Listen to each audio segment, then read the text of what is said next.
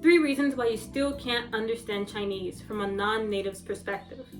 Number 1, you're watching Chinese content with subtitles.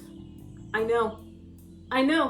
How on earth can you possibly understand anything without subtitles? I also thought that. But about a month ago, I noticed something really interesting. Whenever I would watch Donghua or Chinese dramas with subtitles, I would only focus on the text. Then I would only focus on the words I didn't know or the grammar points I didn't know, and everything else would get completely drowned out. I would miss anything that was being said. Why? Because I was actually improving my reading comprehension. I wasn't improving my listening comprehension. So then I decided, why don't I try watching content without subtitles for at least 5 to 10 minutes? And I noticed that my listening skills actually improved because I was isolating my listening skills. I wasn't making assumptions based off of what I was reading. So next time you find yourself watching your favorite drama or Donghua or YouTube channel in Chinese, try watching without subtitles first. And then if you get to a really good part, you can just turn them back on. The second thing you're probably not doing is dictation practice. Dictation practice can be honestly exhausting sometimes, but I promise if you just set aside about 10 minutes once a week, your listening will greatly improve. Why? How does this work? It's because it allows you to get down on paper what sounds, what words, what tones do you often confuse, and you start to build a secondary intuition for the language. And so innately, you'll start to question what it is that you're actually hearing. And before you know it, your listening will improve. Here's an example of something from my homework that I got from my tutor. So here are the sounds that I would often confuse back in February. Zhao versus jiao, si versus zi, chu versus zhu, xian versus xian, and qian versus jian, for example. So next time you have at least 10 minutes, definitely try doing some dictation practice. It will help your listening by a lot. And if you're curious on how to do that, I'm gonna make another video about that as well. Number 3, you're doing a lot of reading, but not enough listening. This can kind of feed into the whole you're studying and doing grammar exercises all day, but you're not actually listening to audio.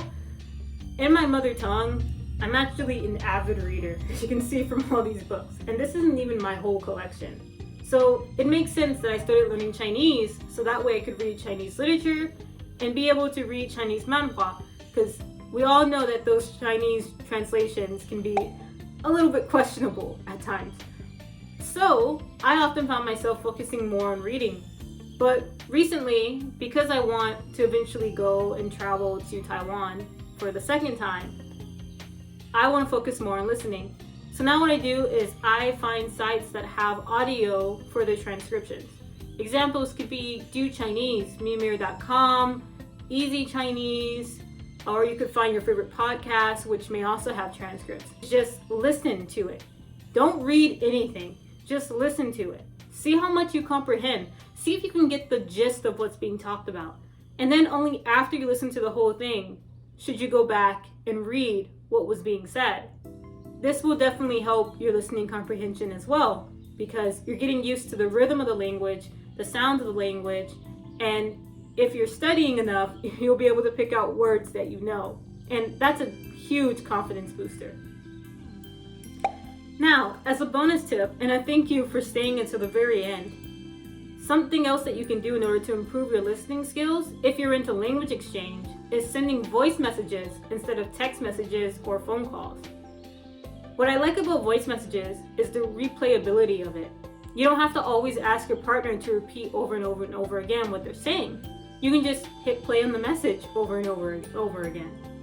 And so this allows you to be able to shadow what they're saying and repeat what they're saying in the natural tone, rhythm, and intonation that they are using when they're speaking.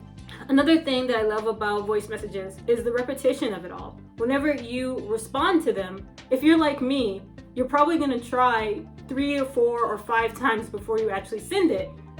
And that allows you to use the same vocabulary over and over and over again but it also allows you to build up to a rhythm that you like personally. So next time you're having a language exchange with someone, try sending a voice message, even if it's just once a day. And you'll probably find that your listening comprehension will improve because they will also respond to you in the voice message. But also, you'll start building your confidence when it comes to speaking. And then maybe eventually you can get to the point where you can do live phone calls. If you found today's content helpful to your Chinese learning journey, feel free to like and/or subscribe. Also, if you're interested in 3D modeling using Blender as well as web design, then you can also subscribe as well for that type of content. Until then, I'll see you next time. 谢谢. Bye bye. Tschüss.